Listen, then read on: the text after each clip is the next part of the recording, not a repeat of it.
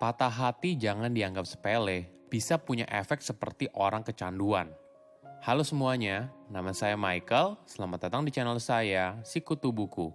Kali ini saya akan bahas buku How to Fix a Broken Heart karya Guy Winch. Sebagai informasi, podcast Sikutu Buku sekarang bergabung dengan Podcast Network Asia dan Podmetrics loh. Sebelum kita mulai, buat kalian yang mau support channel ini agar terus berkarya, caranya gampang banget. Kalian cukup klik subscribe dan nyalakan loncengnya. Dukungan kalian membantu banget supaya kita bisa rutin posting dan bersama-sama belajar di channel ini. Buku ini membahas kalau patah hati merupakan masalah serius dan tidak boleh dipandang sebelah mata. Masyarakat memperlakukan seseorang dengan berbeda. Orang yang mengalami patah tangan tidak diharapkan untuk kembali menjalankan aktivitas sehari-hari dengan normal. Namun orang yang patah hati justru sebaliknya. Mereka diharapkan untuk kembali pulih di tengah rasa sakit emosional yang mereka rasakan.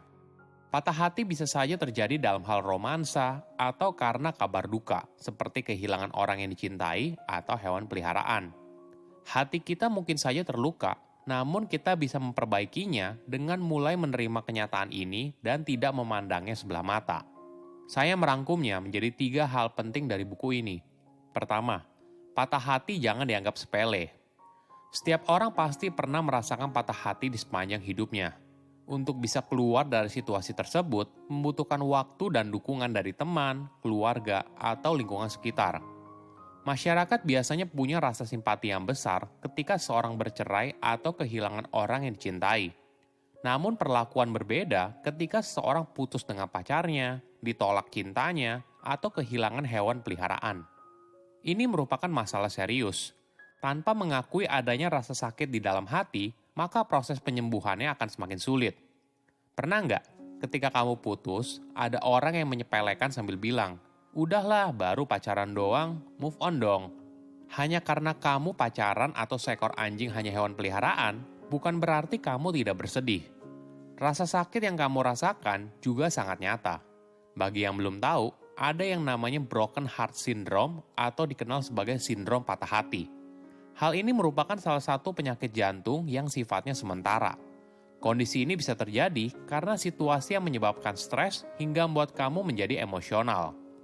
Sebuah penelitian dari University of Michigan menggunakan pemindai MRI untuk menganalisis otak sukarelawan yang baru saja mengalami perpisahan yang menyakitkan. Para peneliti menunjukkan kepada para sukarelawan gambar orang yang meninggalkan mereka. Mereka kemudian membandingkan aktivitas otak ini dengan saat mereka mengalami rasa sakit fisik. Hasilnya cukup menarik. Rasa sakit emosional dari patah hati sebenarnya dapat menyebabkan reaksi yang sama persis di otak kita dengan rasa sakit yang dialami tubuh.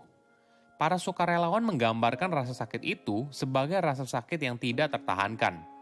Ini yang menjadi alasan kenapa orang yang mengalami patah hati sulit untuk kembali normal dan berpikir semuanya baik-baik saja. Selain berpengaruh pada otak, patah hati juga berbahaya bagi tubuh. Ada kisah yang menarik dari Dev yang mengalami patah hati ketika pacarnya pindah ke kota lain dan memutuskan hubungan mereka karena tidak ingin menjalani hubungan jarak jauh. Pada hari mantannya pergi, Dev mengalami serangan panik besar-besaran. Dia merasa tidak bisa bernafas dan mulai mengalami hiperventilasi atau bernafas terlalu cepat. Dev yakin kalau dirinya mengalami serangan jantung. Ini adalah salah satu dari banyak cara tubuh kita bereaksi terhadap trauma yang datang akibat patah hati. Kedua, bangkit dari patah hati. Apa yang kamu lakukan ketika patah hati?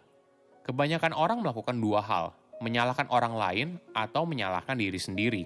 Namun lebih sering kita menyalahkan diri sendiri. Kita bertanya, kenapa kamu mau putus? Ketika diberikan jawaban, kita seringkali sulit menerimanya.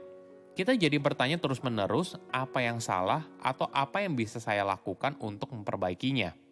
Perlu dipahami, rasa sakit akibat patah hati berbeda dari bentuk kesedihan lainnya karena kehilangan hubungan singkat sekalipun dapat mengguncang kita secara signifikan. Sebuah studi menemukan hubungan percintaan mengaktifkan neurokimia di otak yang terkait dengan kecanduan. Saat patah hati, otak kita merespon dengan cara yang sama seperti pecandu yang putus asa. Sehingga kita bisa saja memiliki perilaku obsesif dan destruktif. Setelah putus, kita terbiasa untuk memutar memori masa lalu di otak. kita teringat senyumnya, momen indah bersama dia, dan sebagainya. Hal inilah yang membuat rasa patah hati terasa begitu menyakitkan. Otak kita akan berusaha mengatakan kalau dia adalah pasangan yang sempurna, padahal tentu saja tidak. Begitu juga dengan hubungan percintaanmu. Proses penyembuhan dimulai dari penerimaan. Apapun alasan yang dibuat ketika dia memutuskan sebuah hubungan, ya terima saja. Tidak ada penjelasan putus yang bisa kamu terima dengan mudah. Kamu harus mulai menerima kalau dia tidak ingin lagi bersama dengan kamu. Ini memang tidak mudah. Namun, ini merupakan langkah pertama untuk bisa menyembuhkan dirimu. Tips lain yaitu berlatih mindfulness. Banyak orang merasakan manfaat ketika mereka berlatih untuk tidak terbawa pada pikiran masa lalu dan kembali ke momen saat ini. Yang paling penting, semua proses ini butuh waktu. Ada yang mampu mengatasi rasa sakit akibat patah hati dengan lebih cepat, ada juga yang lebih lambat.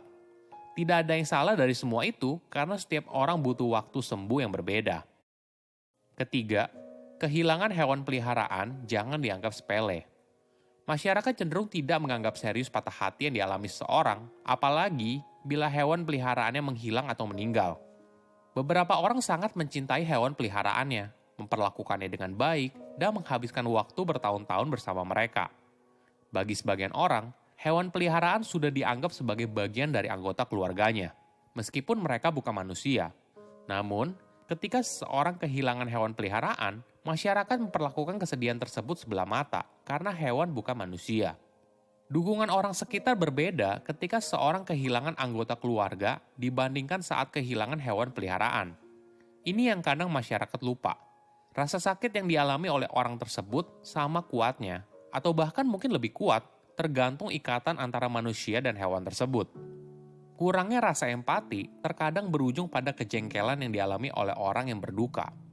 Ada contoh yang menarik. Misalnya seorang bernama Ben kehilangan anjingnya bernama Bover karena anjingnya sudah tua dan sakit. Pertemanan Ben dan Bover sudah berjalan selama bertahun-tahun. Ketika anjingnya sakit, Ben berulang kali menemani dan membawa Bover ke dokter hewan. Dia sangat mencintai anjingnya, bahkan ketika harus membawa Bover ke dokter hewan, Ben mengajukan izin sakit. Namun, ketika bosnya tahu kejadian yang sebenarnya, dia tidak senang dan meminta Ben untuk kembali ke kantor. Ben pun akhirnya minta cuti beberapa hari untuk merawat anjingnya, namun bosnya tidak setuju, karena anjing tersebut hanyalah hewan peliharaan. Ketika Bover akhirnya meninggal, Ben harus meminta surat keterangan dokter dari terapisnya agar dia diizinkan tidak masuk untuk menjalani waktu berduka. Rendahnya pemahaman masyarakat atas hubungan kuat antara seorang dan hewan peliharaan membuat orang yang berduka semakin sulit. Patah hati jangan dianggap sepele. Rasa sakit yang ada di hati sama sakitnya ketika bagian tubuhmu terluka. Silakan komen di kolom komentar pelajaran apa yang kalian dapat ketika baca buku ini. Selain itu, komen juga mau buku apa lagi yang saya review di video berikutnya. Saya undur diri, jangan lupa subscribe channel YouTube Sikutu Buku. Bye-bye.